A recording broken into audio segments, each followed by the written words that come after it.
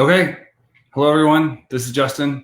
I am live on this thing called StreamYard, and I'm expecting Jake Schadel to pop in here in just a second for the interview of our first podcast, which is Seeking Context. And there's Jake. So let me add him to the screen. Okay, Jake, we're live. How's it going? It's going good, Justin. How are you? I'm good. It's great to see you. You too.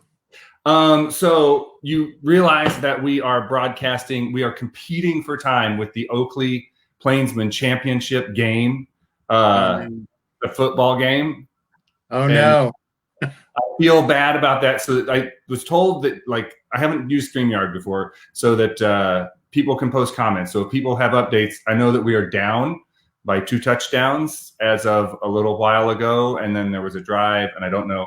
So my school spirit, I was looking around. I have a Mittens truck stop hat, and I have another Mittens truck stop hat, and I know there are some Plainsman things in this house, but I didn't realize the conflict until like 20 minutes ago. And so anyway, because you're a Oakley High School graduate, right?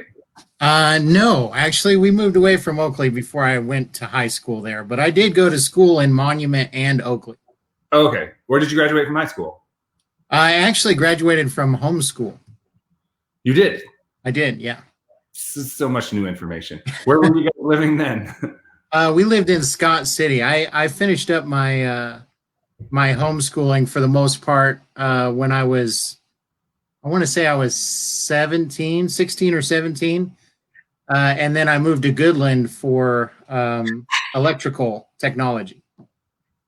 When you graduated from homeschool in Scott City. Right.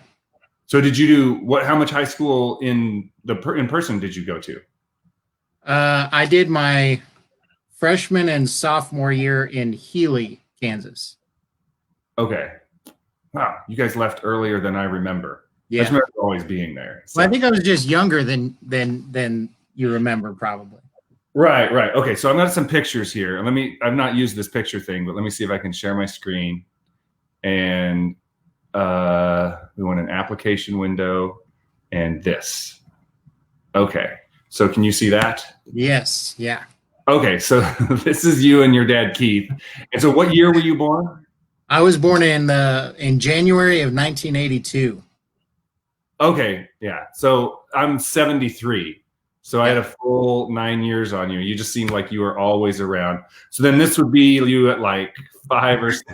Jocelyn hooked me up, by the way. Yeah, I guess so. On pictures.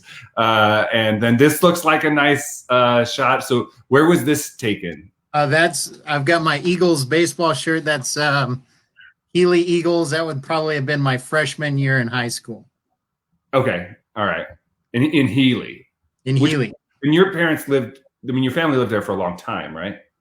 Yeah, my dad was raised there in Healy, and when I was going to school there, we actually lived out in the country, kind of right in between Scott City and Healy. Okay. So I could have gone to either one, but I ended up going to Healy. Right. Here's the Schadel family. This would have been probably when you were still in Oakley, though, right? Yes. Yeah, that would have been, yeah. Yeah. And so let's see. There's a couple more. Oh, my goodness. So the one on the left, your dad is graduating from what? I believe he's graduating from Asbury Seminary. Okay. So he was doing that like while he was pastoring the Methodist church? Like I believe. I hope I get the timeline right on this, but he went to seminary just a few months after I was born, and he was given some churches in both Indiana and Kentucky while he was going to seminary, and then when he graduated, the first church that they appointed him to was Oakley, I believe. Okay. Yeah, it's just that Jocelyn seems older than I remember her when she arrived, but maybe. Yeah, I'm sure people can set us straight. I'm sure. And then I don't recognize that lake. with those big pillars. That looks like a bridge that there is in the background. Not sure if you. Oh gosh, that may have been in the Indiana, Kentucky days, and Okay. I have some memories of that, but not a bunch. Right. I mean, you're pretty young in that. Yeah. So this is my family around the same time. That's my dad, and you remember my brother. But so if I would have been 9 years older than you, he would have been 6 years older than you. Right. We probably didn't run in the same circles. No, but I remember Benji though. I remember him. Okay. All right. Well, that's good. This is a great shot. So this is in front of my house, and that's your parents on the left, Keith and Sharon, and then my parents are in the middle, Dave and Reggie. It's a classic 80s picture. Classic. And then Spencer, and Jim Spencer lives here in San Diego. I mean, technically Jim and Carol live in Ramona, but I love this picture. There's just brings me joy. And then this is a fun one. So this is your older sister. I found this. I searched around last night and I found this. So this was 89, which would have been her senior year. When I was a sophomore, and you would have been still. I would have been 8 years old or 7 years old. Okay. All right. So that's all the pictures I've got. I just thought. I'm just imagining some Bangles song like "Walk Like an Egyptian" playing in the background right there. Yeah, and because I mean, it was the Oriental Ecstasy was the name of the prom that is printed on the picture. So it's pretty awesome. I don't know how to stop sharing. So those are all the pictures I got, just to kind of give some background. So yeah, so you grew up in Oakley and then left Oakley. You said at what age? I finished 5th grade in Oakley. Okay. And then we moved to Grinnell for a year. Mm-hmm. And then we moved to the Scott City area. So here's your dad. It says the picture with the concrete supports had the Ohio River in the background. Okay. All right. Cool. So there you go. And that interrupted my train of thought. You were explaining like the timeline of your. Yeah. So we moved in the summer between my 5th and 6th grade year. We moved just 9 miles to Grinnell from Oakley? Not very far.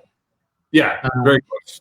Yeah, and so we lived in Grinnell for a year or so, and then that following summer we moved to Scott City. That's where I went to 7th and 8th grade. Then I went to high school in Healy, and then I stopped going to high school at the end of my sophomore year, and I started homeschooling that summer.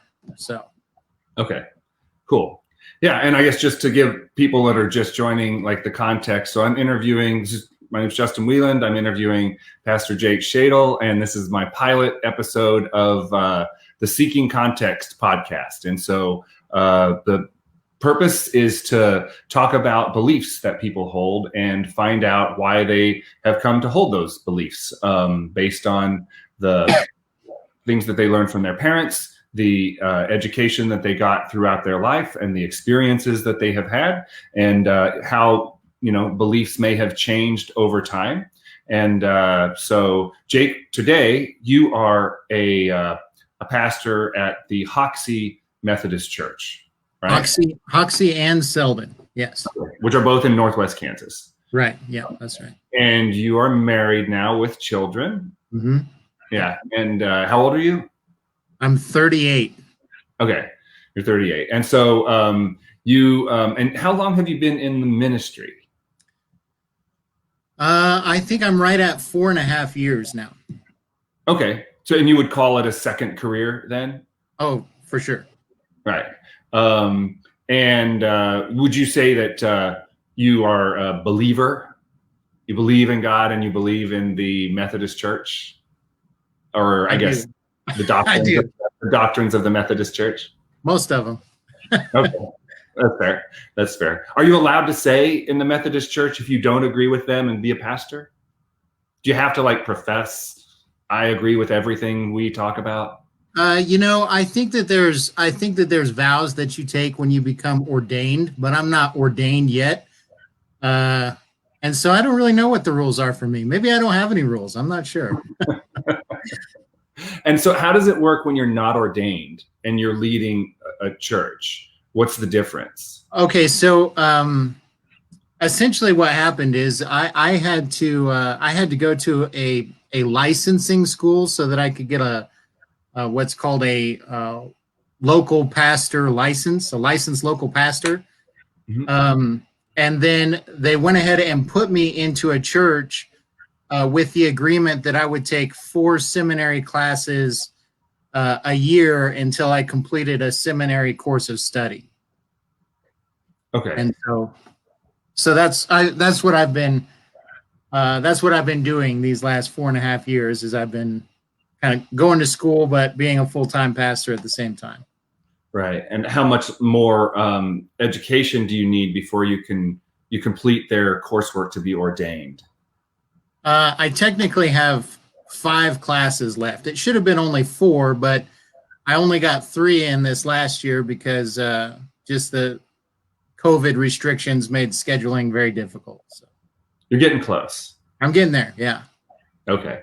And that'll be a nice load off, right? The education is a big time sink. Yes. Yeah. I am pursuing further education beyond my required course of study. So that'll probably be another, I'll probably be doing that for another 4 years from today. But having that Methodist specific course of study classes out of the way will be a big load off of my shoulders. That takes up probably 6 weeks of my year, just 6 solid weeks of that. So, right. So was coming into the ministry something that you expected to do in your life when you were younger or as a young adult? Let's see. I would have to say I could not have expected it less. It was I never thought that I would become a pastor. And is that a rebellious streak against your upbringing as a pastor's son, or just not something that spoke to you at your young age? I'm not going to deny that I had a rebellious streak. I certainly did.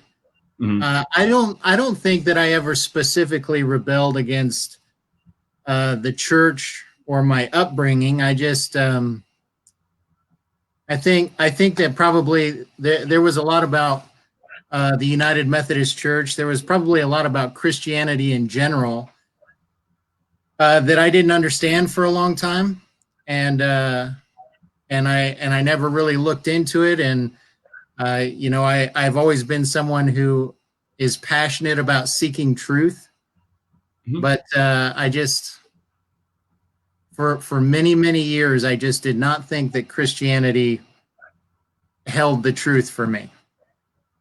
Why not? Well, I would say, like, I think there was a lot of it that I didn't understand.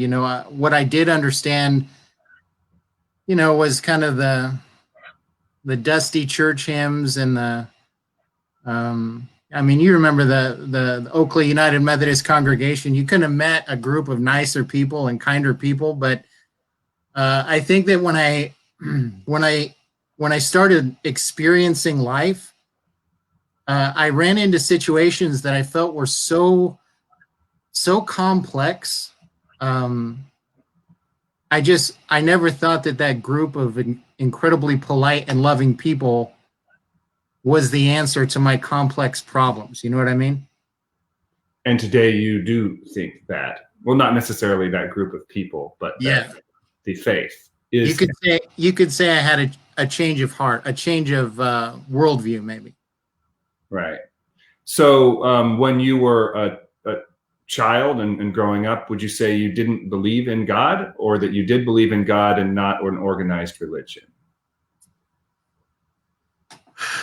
I think when I was a young child, like in most of those pictures that were on there, I think that it wasn't ever something that I really thought about that much. I don't think I ever questioned it. So I think that when I was very young, I probably believed in God as much as many young kids who go to church believe in God. You know, I mean, it's just something that you do. When I got to the age where, like I said, I was running into kind of the complexities and the difficulties of life, real life. I spent a significant amount of time where I did not believe in God. I just absolutely didn't. And I guess I don't know if I would have ever classified myself as an atheist per se. I just didn't buy into the, Jesus loves all the children of the world stuff. I mean, it seemed like a nice idea. I never had any ill will towards people who did believe that. I just it didn't feel satisfying to me. And are we talking like your early 20s here? Yeah, I mean, I would say probably from the age of 15 to probably 27 or 28 years old. Right. And so your parents, Keith and Sharon, like, how did they raise you? You know, it's interesting to me that what it would be like to be in a home where your father is a minister. Because my parents were very active in church, but they didn't witness to us or tell us to do anything. You know, what was the kind of, did they introduce you to the teachings and let you make your own way? Or did they say, we believe this way and that's probably what you should believe? You know, Justin, I'll give you my experience. I don't think that my experience is a normative one. I don't think I don't think that I'm a run-of-the-mill PK. I don't think any of us Schadel kids are. You're all unique in the way that it happened? Yeah, I think it's unique. You know, certainly we were introduced and exposed to the teachings of Christianity as children. And we were offered guidance every step of the way. But I would say a priority in my household growing up was that my parents always put a very high value on thinking and reasoning and learning. I mean, I think those were such highly held ideals in our household. And you know, I've spoken to my father years later about that, and you know, I think that was a strategic move. I think that they planned it that way, and he always said that that God was very patient with him as he came to his faith, and he was encouraged to be patient with his children. And so yes, we all grew up in the church, and we all knew that Dad was a pastor. None of that was ever forced upon us. I at least on me. I mean, you know I'm the youngest, so maybe the older kids had a different experience, but I never felt like it was forced on me at all. In fact, it's kind of become a joke in the family now, but when I was, I don't know, maybe 13 or something, I was exploring different religions, and I even convinced my dad to let me say a Taoist prayer before we ate. And he, he let me. When I think back, I don't know if I could have that much patience with my own kids, but my parents were always very patient and very, very supportive of us kids. Right. And so then you had this period where you're like, I'm not buying it. And you just kind of went out and lived a secular life with the rest of the world, right? Like, yep. What were you doing at that time? And then what happened at the end of that period that started to shift your thinking? Well, I watched my, when I broke free from kind of, a child's understanding of faith, I think it was really watching my brother go through so many hardships. My brother, he had a hard time when I was 14, 15 years old. And Mhm. And my brother and I have always been very, very close. It's Jeremy. Yeah, Jeremy. And so we kind of went through that together, and some of the things that he was going through, and then I kind of vicariously was going through at the same time. Those were the complex issues that I didn't understand how faith of any kind could have an answer for that. And so I just, I decided, okay, well, maybe we're alone in the universe, maybe we're not. I really don't know. But one thing I do know is that I'm responsible for myself. I'm responsible for my actions and my decisions. And so, I asked myself, what do I want to be? Who do I want to be? And then I'll just go and do that for the rest of my life, And so I wanted to be a husband and a father, and I fell in love at a very early age. I met my wife when I was a sophomore in high school, and so we started going out. We were married when we were 18, which was 20 years ago, if you can believe that.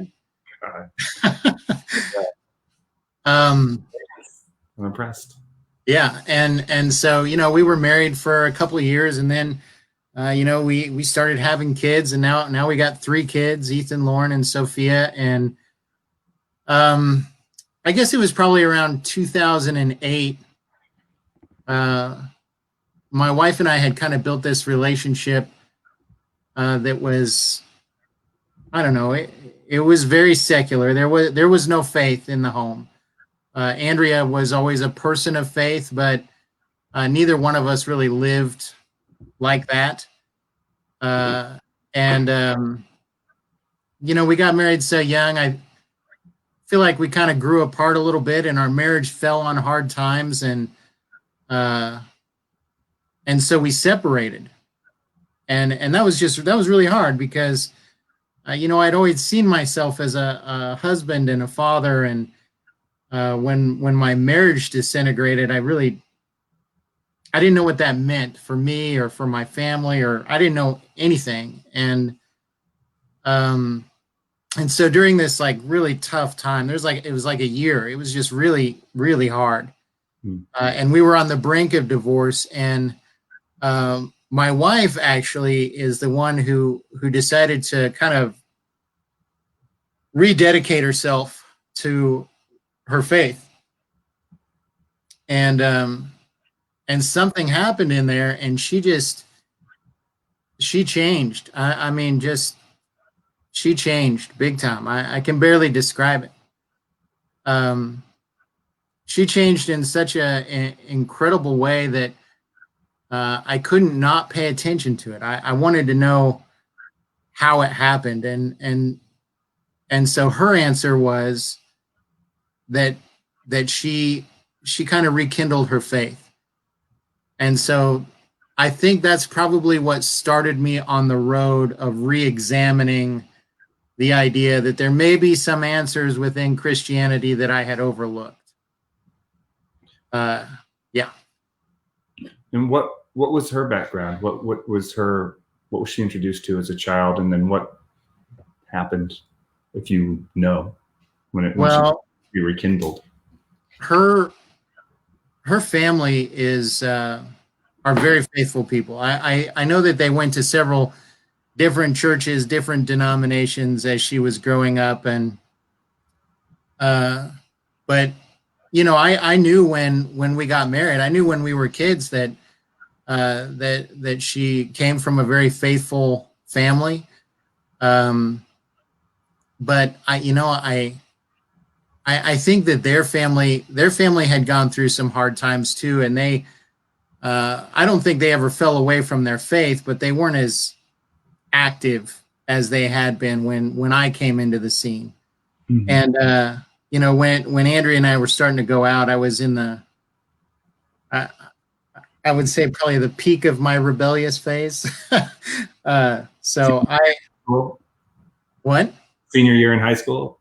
I mean, it was my sophomore junior year that, and I was just, you saw in my baseball picture, I was starting to grow my hair long, and I was I was in a rock and roll band. I played the guitar, and actually was in a Leonard Skinner cover band in college. Good, right? You play the guitar in church now. I do. That's right. Yeah, that talent transferred. Not all my talents transferred, but that one did. Anyway, so yeah, she'd always had this strong faith, and but I hate to say it, but being married to me for all of those years, I never discouraged her in her faith, but I certainly didn't encourage it either. So we just, both of us kind of fell from the faith of our upbringing. We're getting some confirmation that it was a sophomore. Sophomore, yeah, that's right.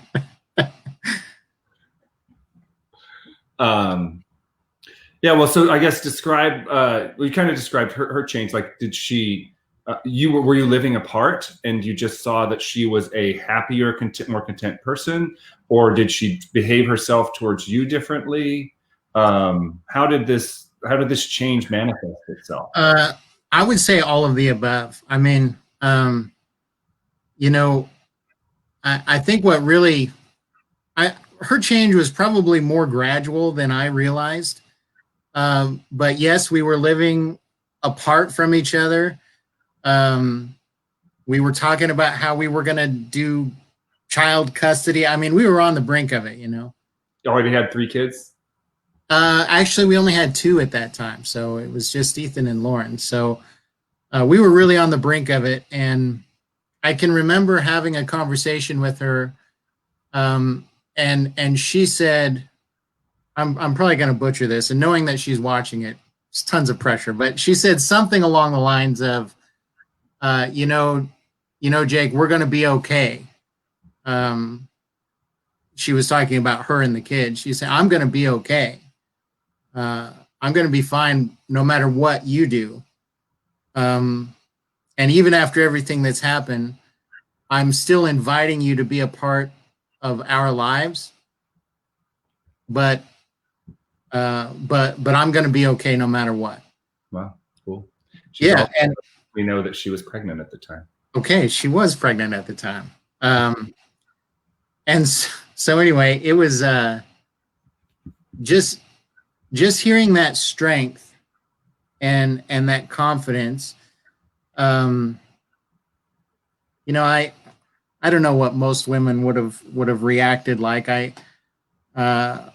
I'm sure that she had feelings of bitterness and anger, but she came to me in honesty and in love, and in just honest goodwill. And it was I hadn't experienced that much in our relationship before then, and so it was shocking, and it was inviting, and it was attractive. And I wanted to know what happened. And then what did you do? What was your path from that point forward? It was like it started off as like the laziest way to look into Christianity in the world, like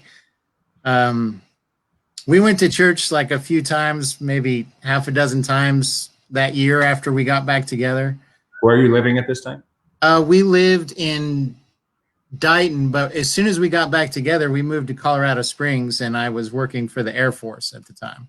Okay. And while I was working for the Air Force, I would listen to the radio in my truck, and one day I came across this station, and I heard the voice of this pastor that sounded exactly like Ewan McGregor.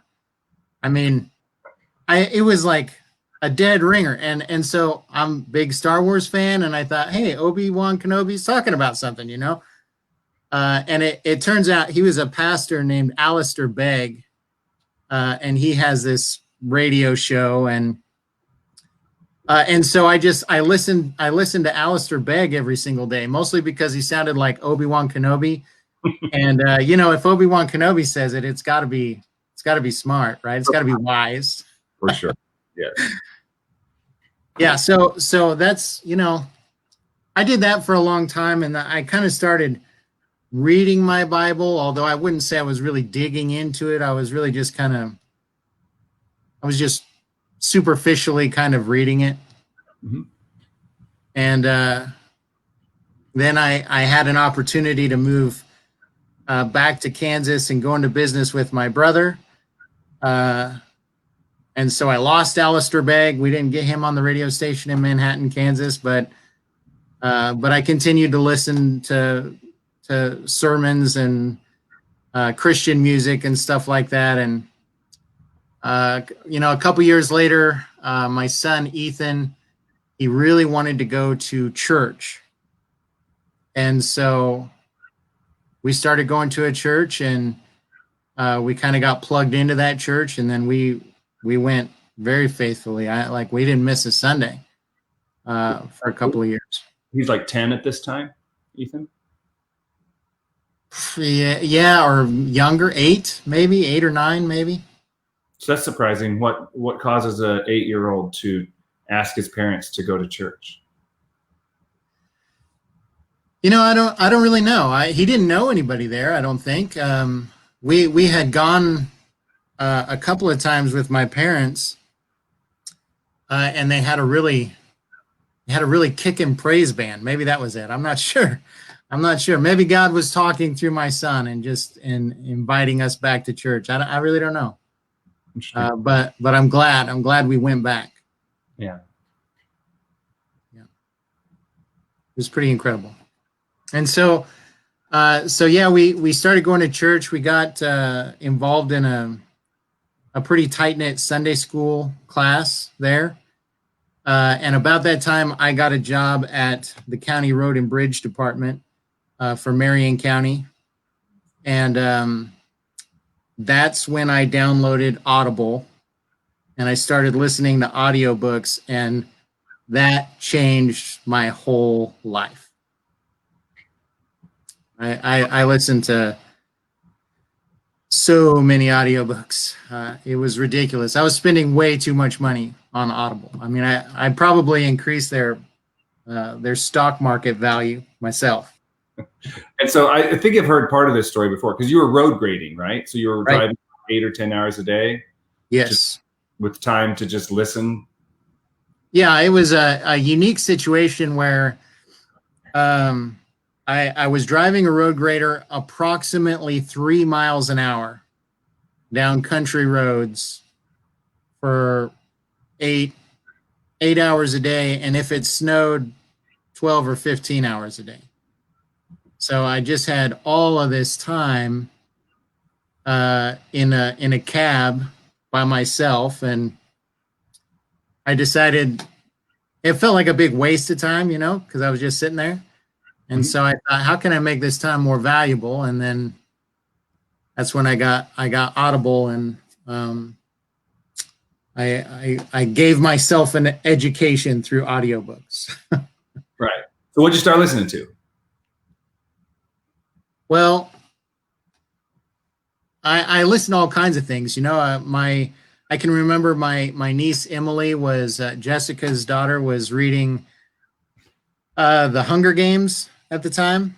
So I started out with the Hunger Games, and then somebody told me that I should read the Divergent series, and so I read the Divergent series, and that was kind of cool. Like, that kind of got my toes wet in the audiobook industry. And then I thought, there's all these titles out there that I've heard about my whole life that I've never read.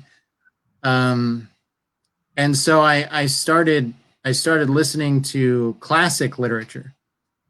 And so, Charles Dickens and Robert Louis Stevenson and Ralph Waldo Emerson and Henry David Thoreau and Dostoevsky, and I listened to classic literature, and I did that for a long time. I found out that I'm not a big fan of Charles Dickens. I'm not. I mean, it's good stories, but hard to. I'm not a big fan of Victor Hugo either. Great stories, but just. It's an investment to listen to a Victor Hugo novel. So 2 times speed, 3 times speed? I usually went 1.5. Okay. I could understand it at 2 times speed, but it made the voice a little shrill, which was distracting. So I usually went 1.5 times speed. But you know how you can earn those little rewards on Audible? I earned every single audiobook listener medal that there was. I mean, I had to have been their best customer. I don't know about these rewards. I'm gonna have to look into this. Yeah. I am a consumer of Audible books for sure. Well, so you know, and it was during that time I had this friend of mine, and we used to I will say the word debate, probably argue issues of faith. And we would sometimes meet at IHOP or we'd meet at Pizza Hut, and I can remember we were having this conversation, and we were going. It was late; they were getting ready to close Pizza Hut, and this guy came up to us, and total stranger. Neither one of us had ever met him before, and he said, "You know, I've heard you two talking about religion this whole evening," and he said, "I just wondered, have either one of you actually read the Bible?" And how embarrassing that we could have a 6-hour argument over Christianity and neither one of us had actually just read the Bible. So that's what I did. I the next morning at work, I downloaded 78-hour presentation of the Bible. And you know, I was working 40 plus hours a week, and so I thought, okay, I'll knock this out in 2 weeks, and then you'll know everything. And I'll know everything, right? And so I did. I finished it on Friday of the second week. You listened to the entire Bible. Yeah. 2 weeks. Yeah. Yeah. Which, you know, Justin, that's a unique perspective that most people don't get, you know? Who else? I want to know how many people have done that. Probably not many. You're right. Or the guy reading it, maybe, I don't know. But you know, like so much of the Bible is kind of mysterious and strange, like, you know, Deuteronomy, Leviticus, you know, Numbers, some of those books just, it's hard to read through those. But having read through those, you know, like, and then 8 days later, I'm reading the New Testament, and suddenly I get to see, like, you know, there's correlations between the Old Testament and the New Testament. And I'm not sure everybody gets to pick up on that. Yeah. I'm finding out Keith has not read it in 2 weeks. Yeah. Well, he's, you know, if he would just stay retired, he'd have the time to do it. But so I read the Bible in 2 weeks, and whatever questions I had about my faith, about my own personal faith, they were answered. And the truth that I didn't believe was in it, I found. However, a billion other questions popped up in my mind, like more than a billion, maybe. And so that was when I really started using the Audible account for a purpose. And there was no more classic literature, no more science fiction. It was systematic theology and church history and expositors' explanation of New Testament doctrine and early church fathers. And I mean, just I went through every bit of it that I could find. Hundreds and hundreds of hours of just all the different denominations and biblical scholars just arguing about what it all meant. And you were mostly looking at historical interpretations of the text? Yes. Yeah. But that's not to mean that I didn't look into different denominational interpretations too, because I did. And and there for probably a good 6 or 7 months, I thought I was going to be Baptist. And, my dad, I don't know how he felt about that. There's a lot of good Baptists. What's that? A lot of good Baptists out there. Yeah, there are. You're right. Yeah. So I think personally, some of the best sermons you're ever going to hear are Baptist sermons. They have such good sermons. But yeah, ultimately I unmoored myself from the Baptist position, and I finally had a name that I could call myself. I kind of fell under the Armenian theology, who I would say was probably, I think that John Wesley was one of the most articulate voices of Armenian theology. Mm-hmm. And so I told myself, this John Wesley guy, he's got his act together. What church did he start? Turns out he was the father of the Methodist Church, which is where I came from, which is, what my dad did. Right. And does. And so, yeah, it probably just looks from the outside, it probably just looks like I grew up in the Methodist Church, so I became a Methodist pastor. Right. And my dad definitely has had a great amount of influence on my faith and my understanding of church doctrine. But I can say that I came to the Methodist faith on my own terms.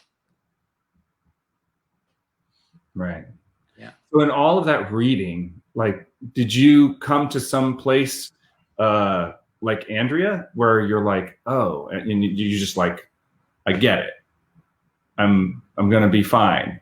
Or or was there just like you were somehow shown so much evidence that you're like, this is real? It was evidence on two different levels, I would say.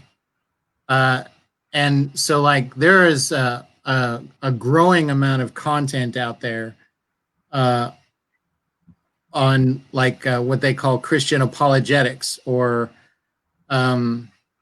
evidence that Christianity is true. And so there's a guy out there named Lee Strobel who has written a whole bunch of books that are, what to call them, science-based evidence for the proof of Jesus Christ as the Messiah. Mm-hmm. I read one called Cold Case Christianity, which I think was a life changer for me. But yeah, and so the more Christian apologetics that I came to understand that. Oh, and Ravi Zacharias had several books that were just really eye-opening. But the more Christian apologetics that I listened to and really got to digest and understand, the less. I mean, I think there's always going to be that leap of faith. There's always a leap of faith, but it didn't seem like I was leaping across the Grand Canyon anymore. You know what I mean? Like, mm-hmm. There were great reasons to put your hope and your life inside of the faith of Jesus Christ, and so on one level, I was getting all of this kind of apologetic, reasonable, scientific information on why I could believe in Christ, and it not just be blind faith. Secondly, the way that I was understanding the Bible to be interpreted mirrored my life experience in a way that I could have never guessed. I always knew that any religion out there that said that if you just work hard and do good, then good things will come to you, I could have never subscribed to something like that. It didn't match my experience. Right. Or many, like, entire people groups experience. Like, it doesn't match history. Uh, any religion that well, anyway, I shouldn't say that. I only mean to say that what I found in the scripture mirrored my experience in a way that I thought was uncanny. And I can remember I was wrestling in some some area. I think it was Romans chapter 9, and there's a verse in there, and it says, "Behold, I've placed a rock in Zion that is a stumbling block." And then it says, "But those who believe," I'm probably butchering this, "but those who believe in the stone, I don't know, will be saved," or something like that. I don't remember what it says, but the implication that was that Jesus Christ was this stumbling block, and that if you could climb over this stumbling block, if you could believe in Jesus Christ, then the rest of it begins to align. It begins to make sense, you know. Mm-hmm. And I think that maybe that was my stumbling block for a long time, was just this character of Christ. I'm not really sure, but anyway, so the Christian apologetics, it really it made it feel like it made it feel like I didn't have to check my brain at the door to be a man of faith, you know. Mm-hmm. And then the eerie resemblance of the biblical description of my experience in life, in relationships. That was the thing. When those two tumblers locked into place, that was the thing that began the real life change in me, you know. And I'm not as I like haven't arrived or anything like that. I got a ways to go. But I feel confident and secure in where I have put my hope and my trust. You know what I mean? Right. But you don't have any like mystic experience where like a thing, just an experience, made you convinced. It's more of the intellectual study of all of these things combined with your life experience brings you to a place of faith. Am I accurately describing that? I would say that I have had mystical experiences early in my pursuit of faith. I probably would have trivialized those had it not been for the more empirical study that I'd done beforehand. Mm-hmm. If that makes sense. Right. Like they were just random, before you could have just said that they were random serendipitous events. Yeah, that's right. I tell you what, I had a dream one time that coincided with my life events in a way that blew my mind.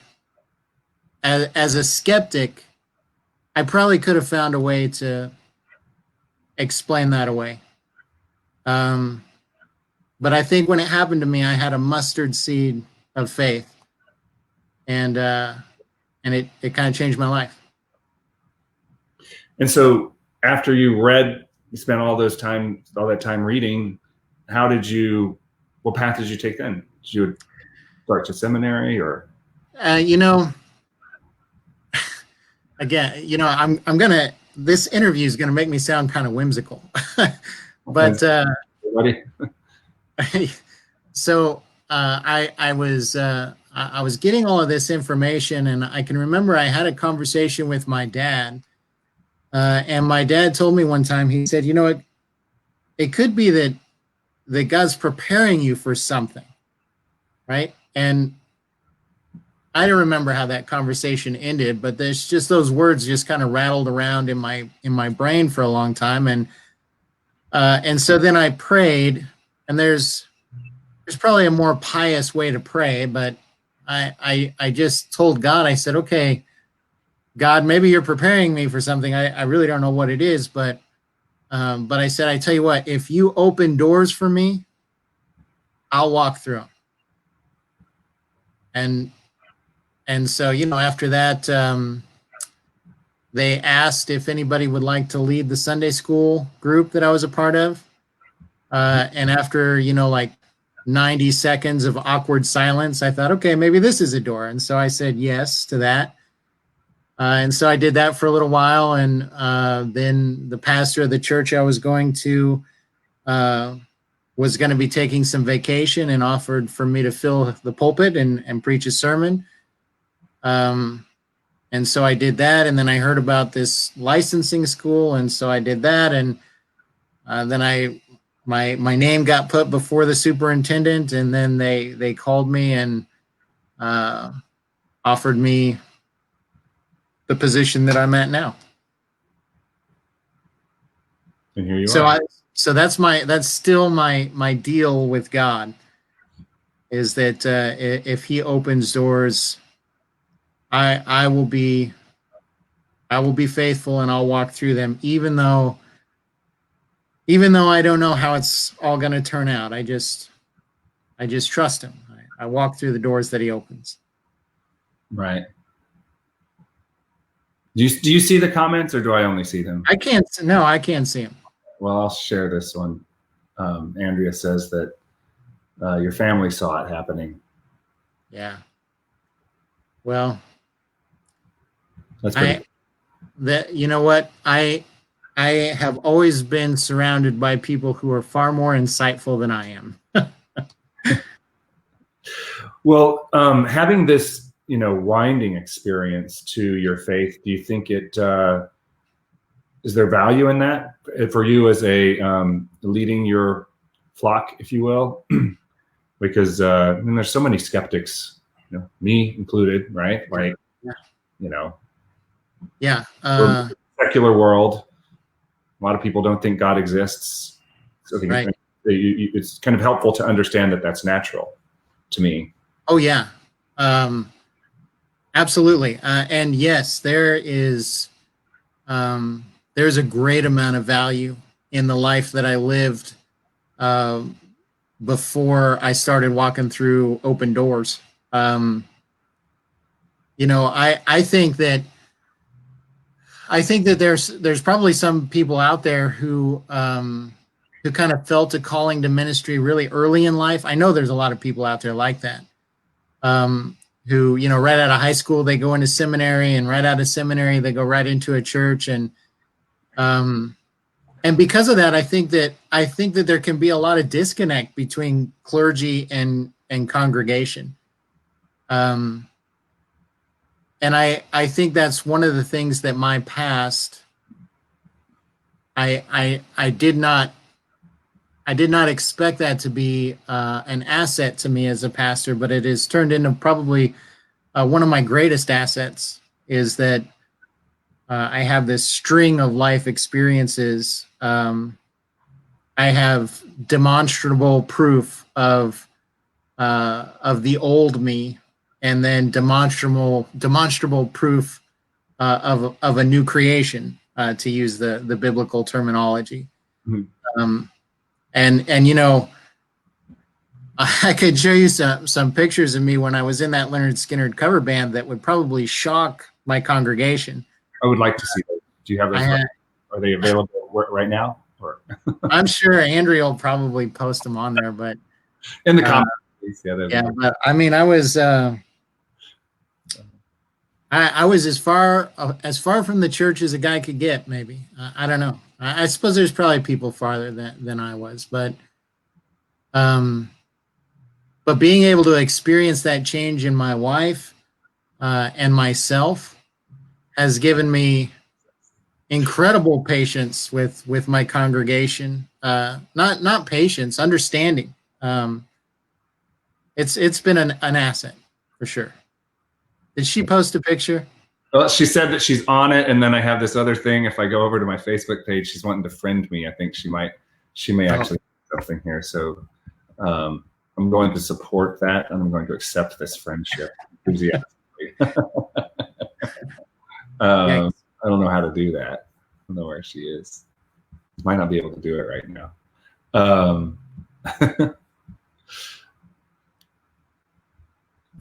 Well, kind of coming up on our hour here, but I kind of wanted to keep this to. I mean, it's fascinating, the journey you came to. I am curious about, like, so your faith aligns most with the Wesleyan, you said, Armenian theology, right? Do you, how do you feel about, have you read The Universal Christ, Richard Rohr? No. So I've read it recently. Amazing book. He's looking for, I think he's a Franciscan priest, but he's looking for like a theology that really does embrace every religion almost, even I think outside of the Christian faith, of like, and I've read a couple of other books similar where it's like not trying to pin down what's correct, but trying to be open to, I'm comfortable with my faith, but your faith, it strengthens me to understand your view of faith from some other perspective. And I'm curious if you feel like, you know, the Methodist theology is as correct as you can determine from your life experience and your reading of the Bible, or if it's something different. I think that is a pretty big can of worms that I'm going to try to probably summarize a little bit. You can punt. The Methodist, as far as doctrines go, the Methodist Church isn't a strictly doctrinal church, and so there is a lot of room inside of the United Methodist tent, theologically and doctrinally speaking. I will say that John Wesley's understanding of Armenian theology is as close a representation of my understanding of theology as anyone I've ever heard try to articulate theology, if that makes sense. But I don't necessarily think that John Wesley's interpretation of theology is strictly reflected in the United Methodist Church. But I don't know. Does that answer your question? I think that probably... Curious about, you know, I'm reading a bunch of stuff too, right? Like I'm... Yeah, right, sure. I don't know what to believe, so... I think if 1,000 people read the Bible, you'd get 1,000 different theologies. And so I know that there's people out there that probably elevate Martin Luther or St. Augustine or St. Francis or John Wesley and say, boy, he was just absolutely 100% correct. I doubt that. I doubt that any of them were 100% absolutely correct. So, but John Wesley's is as close as it gets for me. Right. Okay, I have to copy this image. Let's see if I can bring it into this. Actually, I can just do this.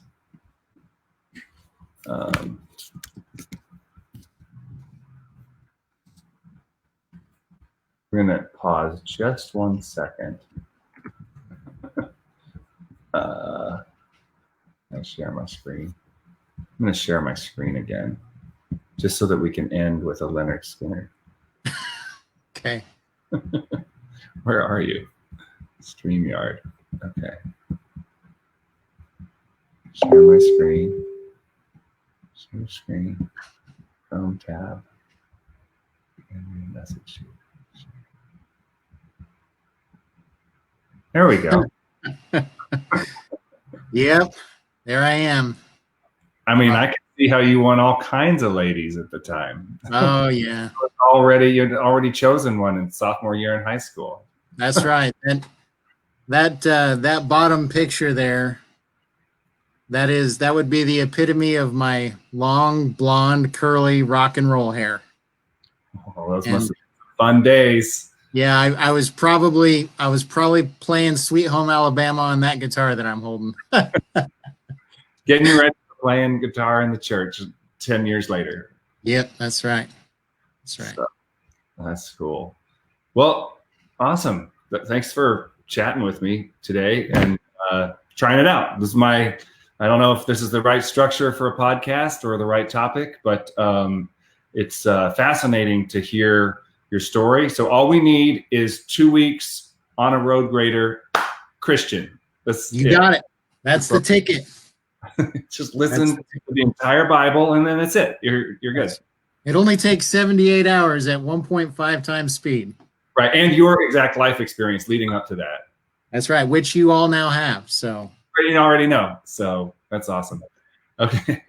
Well, thanks, Jake, and thanks for your help on everything else we've been working on. It's such a joy to talk to you and to kind of reconnect with the Schadel family. And I am eagerly accepting Andrea's Facebook friend request so that she can share more pictures that are hopefully even more embarrassing that I won't show on our Facebook TV.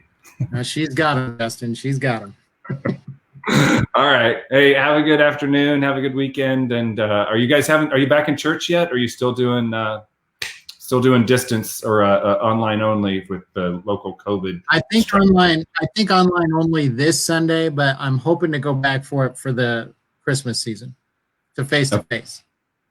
Great. All right. Well, sending prayers for everybody that's kind of suffering through the effects of this pandemic out there and everywhere. Absolutely. Yeah. This too shall pass, but it seems like it's not going to for a while. Yeah, you're right. You're right. Yeah. All right. Take care, Jake. Thanks a lot. This was God bless, Justin. All right. Bye. Bye.